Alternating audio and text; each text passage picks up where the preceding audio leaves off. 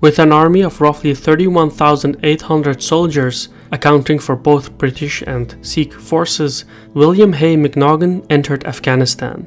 As the advisor to the Indian viceroy, Macnaghten was tasked to subjugate the Afghans by installing a puppet regime in Kabul. But the plan was a little off the mark. In the coming years, while the blood of Afghans manured the ground, the British Empire was dealt one of its greatest military disasters. I'm your host Shivan and welcome to Caspian Report.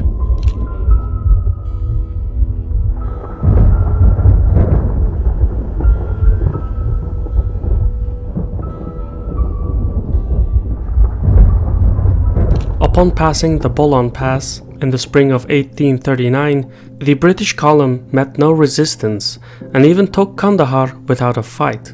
By summer, the army had reached the imposing walls of Ghazni, which was the only fortress standing in the way of the capital Kabul.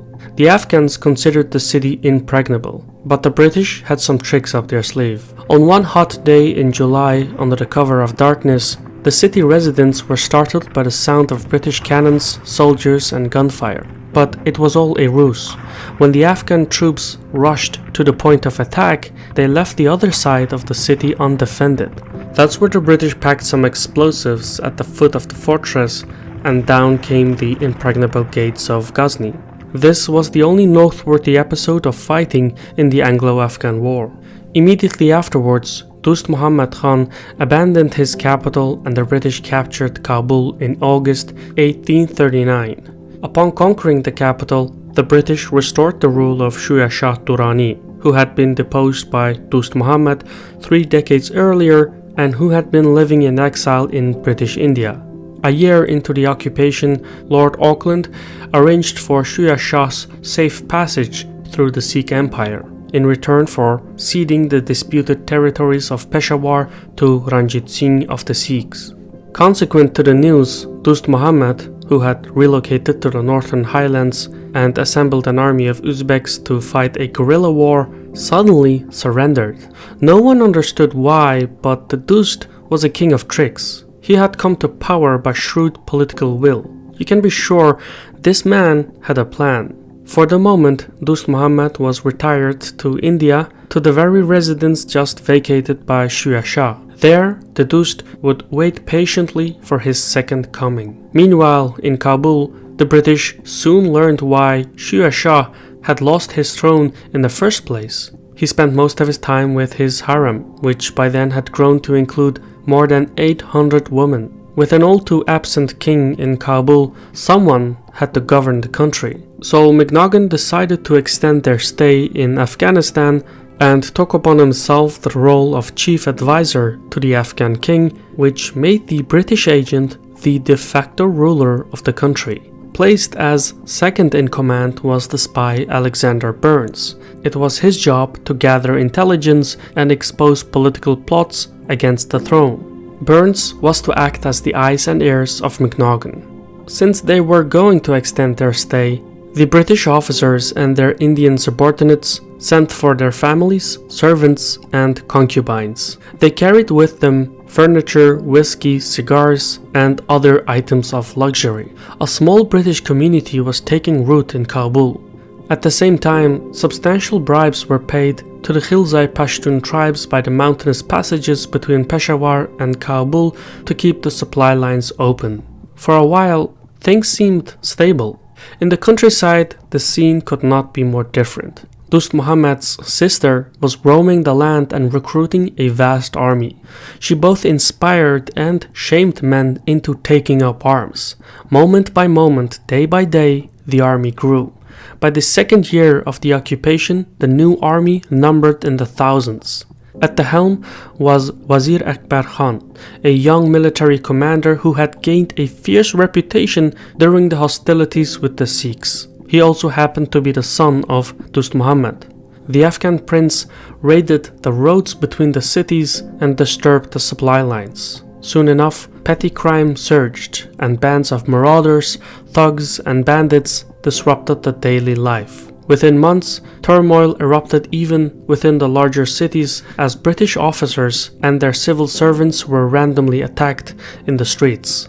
Such episodes of violence were insignificant on their own, but collectively the attacks drained the morale of the British. Macnaghten, however, believed otherwise. He sent a letter to Lord Auckland in India stating that Afghanistan enjoyed profound tranquility. Burns had falsely convinced Macnaghten that the situation was improving because as soon as Afghanistan was deemed stable, he would replace Macnaghten as an envoy. Shortly after the letter was sent, the government of British India considered the military mission in Afghanistan to be complete. As such, most of the British troops returned to India, leaving only 8,000 in Afghanistan. Moreover, the handsome bribes that were being paid to the Khilzai Pashtun tribes were cancelled. Things were moving fast, and Afghanistan was heading to a full-blown rebellion. The Khilzai commenced an all-out attack, further disrupting the supply lines across the mountainous passages around Peshawar.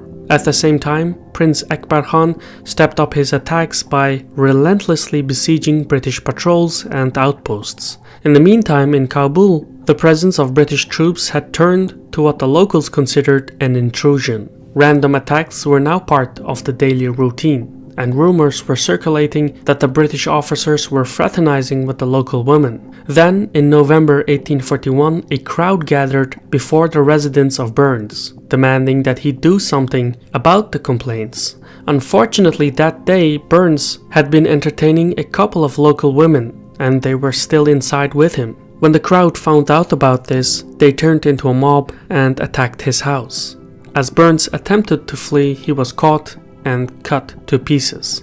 Kabul was a powder keg just waiting to burst at the slightest provocation. In this hopeless situation, Macnaghten did the only thing he knew. As a diplomat, he tried to strike a deal with Akbar Khan, whom he considered to be the head of the insurgency. But Akbar Khan, despite his military credentials, was not the all-unifying leader that Macnaghten needed. Such a leader did not exist at the time. The closest all-round recognized leader of Afghanistan was the Dost, and in his absence, a power vacuum had brought the country to the brink of conflict. This is probably what Dost Muhammad had envisioned when he surrendered himself. Either way, Macnaghten arranged a meeting with Akbar Khan, but in the weeks leading up to the gathering, the British envoy wrote a secret letter to the senior officer in Kandahar urging him to bring his large force to Kabul as soon as possible. Macnaghten was planning to double-cross Akbar Khan. Somehow, this letter fell into Afghan hands. On the day of the meeting, the Afghan prince returned the favor. He deceived and captured Macnaghten, put a pistol in his mouth, and shot him. With Burns and Macnaghten dead, Commander-in-Chief Major General William Elphinstone was left in charge, but at the age of 60, he was not up to the task. In his despair, Elphinstone agreed to surrender Kabul in return for safe passage to Jalalabad for his men. Akbar Khan agreed, but he was making a promise that he had no intention of keeping. The Afghan prince belonged to the Durrani tribe, while the rival Ghilzai tribe controlled the passages out of the country. As a Durrani, Akbar Khan had no say over the affairs of the Ghilzai. Unbeknownst to Elphinstone, he and his army were walking into an ambush. In January 1842, in the middle of the winter season, a column of 4,500 troops and 12,000 camp followers departed on foot. The journey was about 140 kilometers away, but it was across the twists and turns of the Hindu Kush. With narrow and slippery canyons, traveling across this terrain was dangerous in its own, let alone in the winter. As the British dragged through the deep snow in sub-zero temperatures, thousands of Ghilzai tribesmen on the high slopes poured fire into the retreating army. At night, hundreds were frostbitten in their sleep and never woke up.